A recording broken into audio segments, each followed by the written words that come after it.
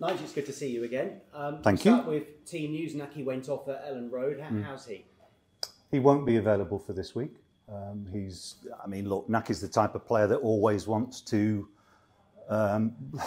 be available, and even he's had to admit this week that Saturday comes too quickly for that.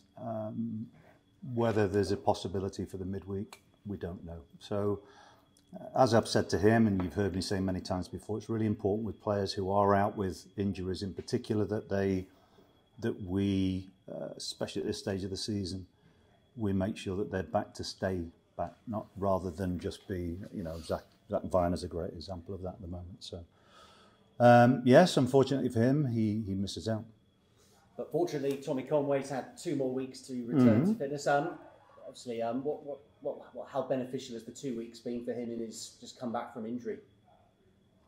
Well, I think what you've always got to remember with players who are explosive, so people like him, Sam Bell, Ephraim, any player, Naki, any player that's that way inclined, you've got to be very, very careful, especially if it's a hamstring injury, as Tommy has had to overcome. It's important that we get the right build-up.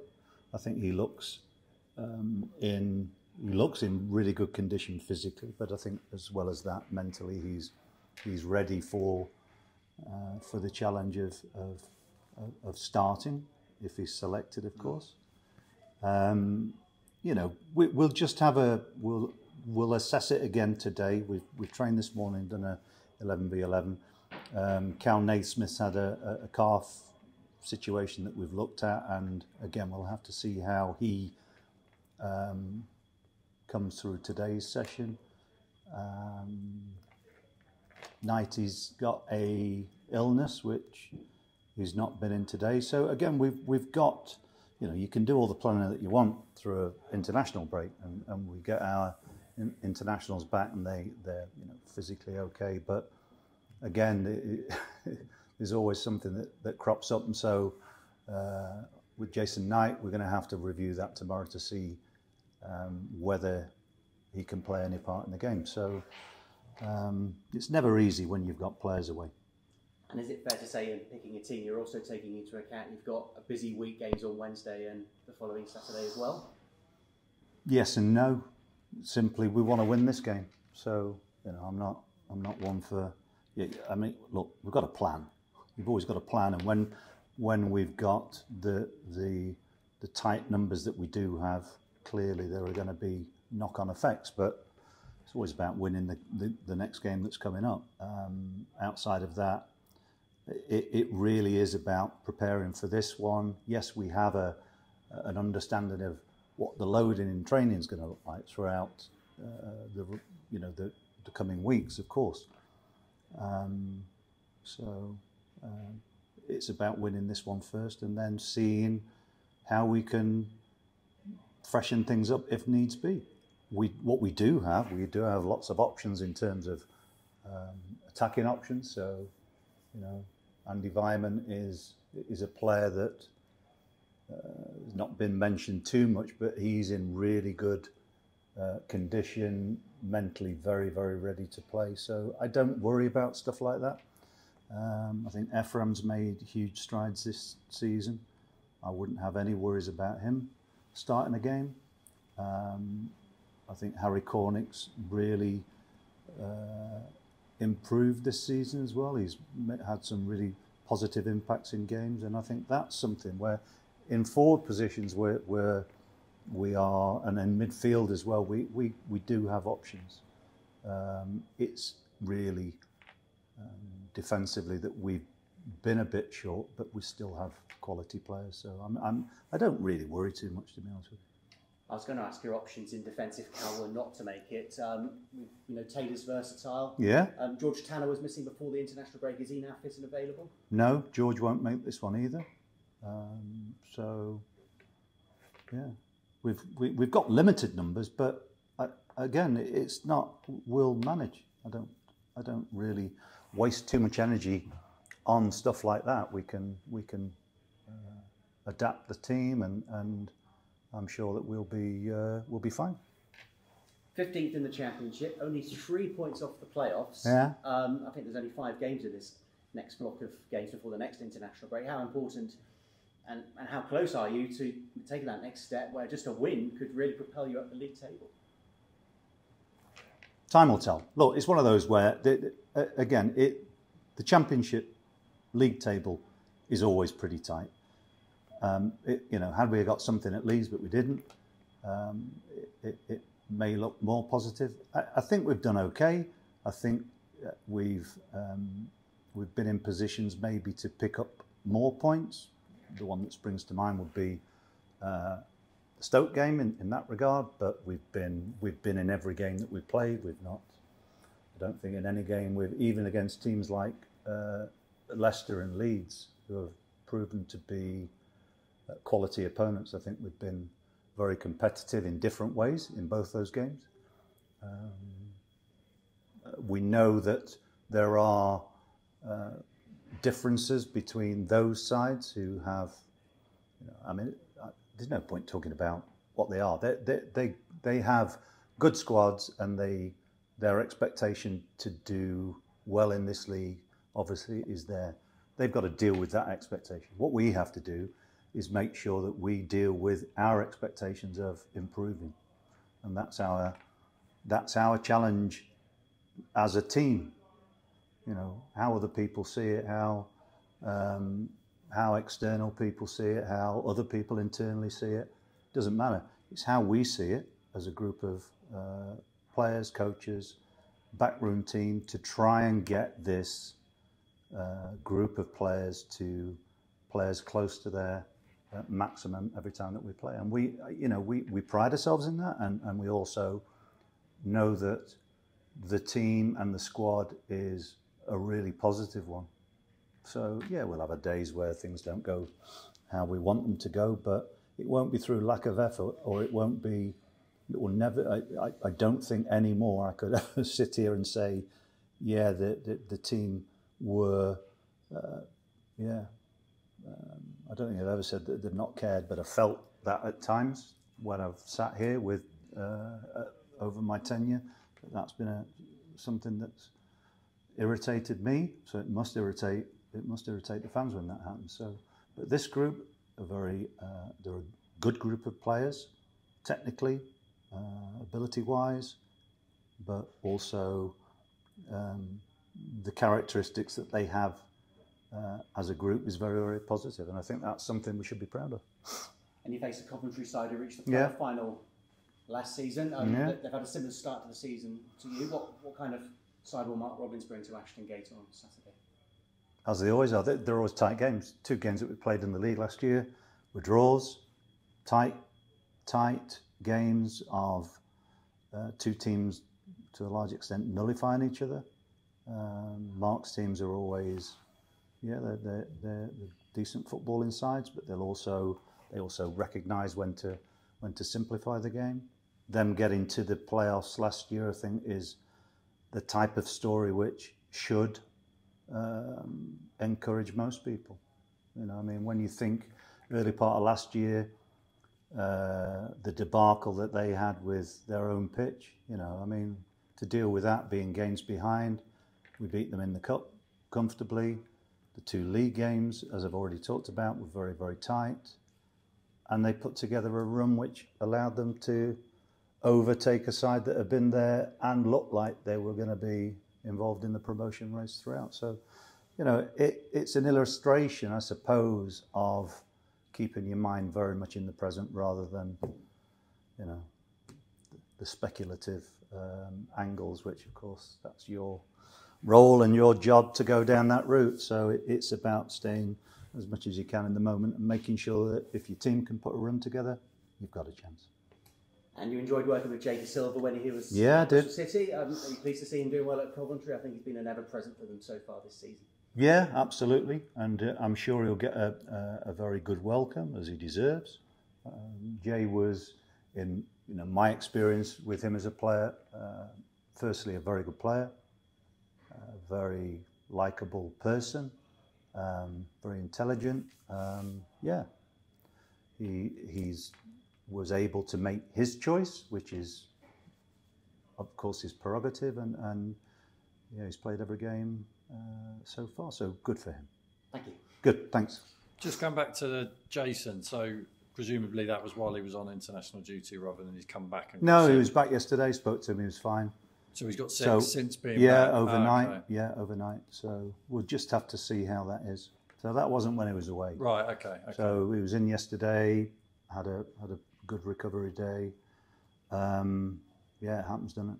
Yeah. And with Cal, so Cal has trained today.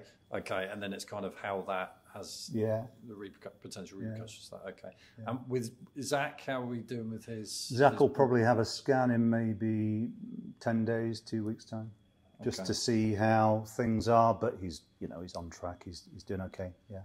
Okay. With Tommy, because obviously you test and you sort of monitor players in terms of physical output and kind of the I mean, I don't, but the staff do. We do in general. Yeah, with the laptops and all that. What in terms and our eyes? Never forget, we use our eyes too. Very true. But he's very much in a position where you're confident he's ready to start. If we decide to select him, of course, yeah. Look, there are never any guarantees. All we can do is, look, when you use technology as a fundamental part of how you work to both improve the players, but if we're talking about the injury side of it, it's more about avoidance, it's about prevention. When players come back from injuries, it's about the knowledge and understanding that our staff have in terms of how they are recovered, and and so we do everything that we can to avoid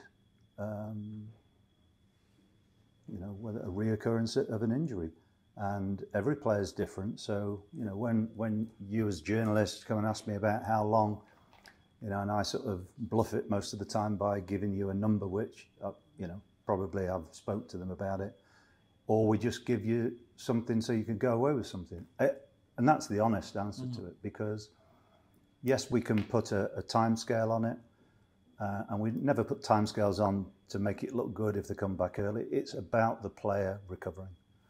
And so Tommy, you can tell with people like him just by using your eyes to a large extent. So the numbers give us indications and factual evidence of what he can produce power-wise. And the big thing, of course, is with certainly hamstrings, is whether there is a equality of both legs. But you can tell by looking at him that he's ready. Of course he is. In his own head, which is great, because what you don't want with players is them having a nagging doubt in the back of their head that am I right and can I make those runs? Look, if he's selected, I expect him to run in behind. Yeah. I'm not picking him to be get on the ball and mess about with it. He's in there to score goals and make runs. You and Mark Robins are now 1 and 2 in terms of longest serving managers in the Championship. Shows you how fragile life is, isn't it? Yeah, well, I was going to sort of, obviously Gary left Millwall. I briefly saw that. I don't know what the reasons are for it. No. In terms of, I mean, do you have views on the kind of the shelf life of managers at this level? They're normally governed by pressure on people, not necessarily us actually, which makes me giggle. But there we go. I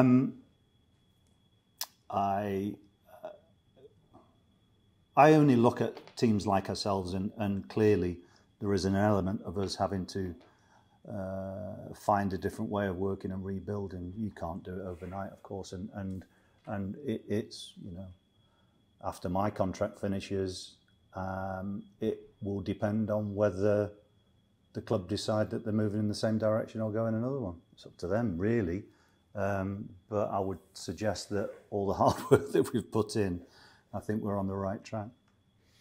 In terms of Mark, it must be an element of sort of admiration. Listen, respect. No, I do, and I remember him at Rotherham and him doing a job. I can't remember how long he was there for, but it was a tough job, and of course the Coventry job for him has been through, I think, 3 divisions, and spending time at home grounds that aren't yet, well, at Northampton for a while, I think it was, and actually when they're playing at Coventry, it's probably at times not felt as though it's their place, because it has a quite a cold feel to it when you go into the sort of depths of the under the stands. There's not a lot of this is about us. It's very corporate. So, you know, I mean, I think he's had about 6.5 years, which, is that right? 6.5 years? Okay, so 6.5 years is a very long time in managerial stints. So what it does, it says that, okay, that they believe in what he's doing, but also for him, he's obviously had a tolerance of the crap that's gone with it. So, and there's been considerable difficulties off the field for him, his staff, his players, and I think, I have a lot of respect for managers in general, just because, and I'm talking about managers now rather than coaches, who have to deal with the reconstruction of an operation, or to make sure that there is some sort of clarity of how people work within the organisation. So the coaching side of it's one thing, the management side of it's for teams who are going in a different direction is a big thing. Is it getting, I mean, it's difficult, I should probably know the numbers here, but in terms of how long managers are staying at clubs, do you feel it's getting less? I don't know about that, because there was a point when I remember getting an email from the LMA when I think the life expectancy, let's say, or the shelf life of a manager had gone under a year for the first time. And that was very, very scary. And I say scary, I don't mean that in terms of I was scared. It was more about the fact that it's ridiculous. And what you have to do is probably ask why that is the case, and whether it's to do with takeovers at clubs, or it's to do with clubs not really understanding what they want and not appointing the right person in the first place.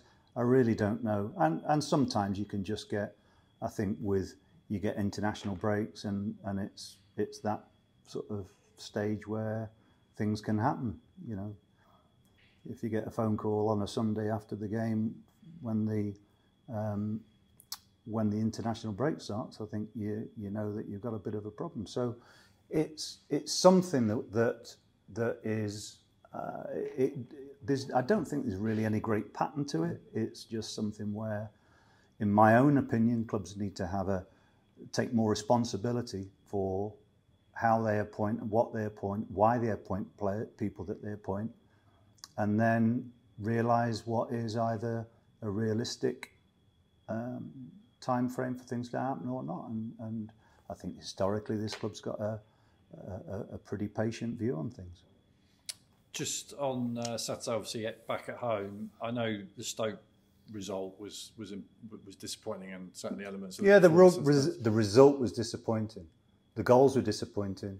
We played well. Yeah, well, that's what, obviously on the back of Plymouth. Yeah, you could make the case it's been 2 good home performances after what was, there was an element of sort of uncertainty. Yeah. Do you still feel it's there then?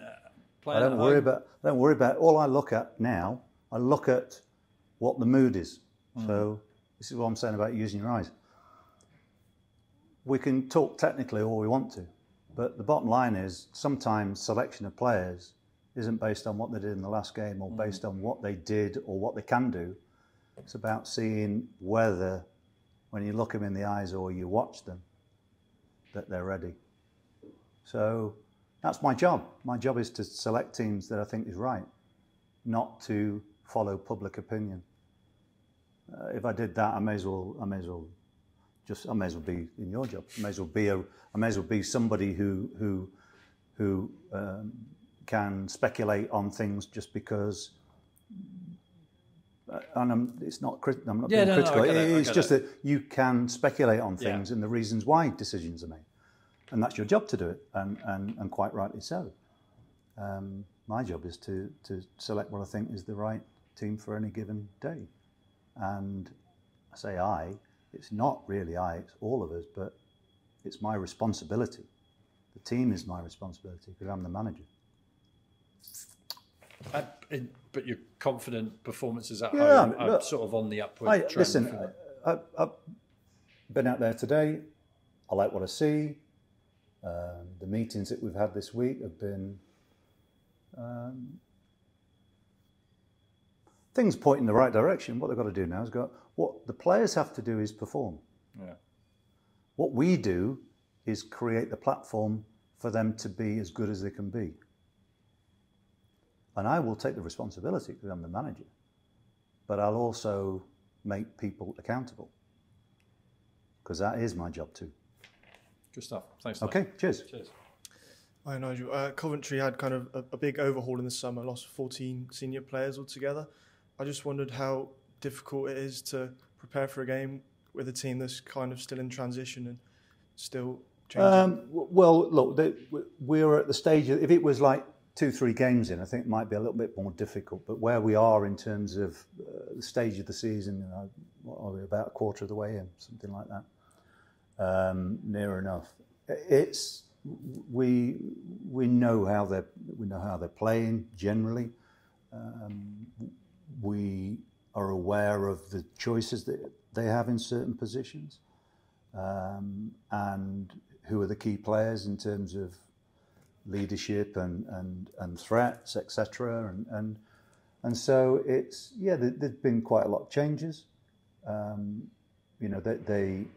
The sale of players has been invested quite heavily back into the squad, which is can sometimes work and it can sometimes be, it's not a lot of money to spend doesn't always mean success, by the way, but it can do if you get the right players. They're in a bit of a restructure, I suppose, in some ways, but I still think they have a methodology which is pretty clear. So I don't think in that regard there are, you can never replace like a star player. You can never go, right, we need another player who's exactly like that, because it's going to, are they available? A good example of that would be for us with Alex Scott going and Jason Knight coming in, and they, people want to compare, but they're different, but they both give something or allow the team to have something a little bit different, but I don't expect them to be the same. That's because myself and us as a group of staff, we want the team to evolve.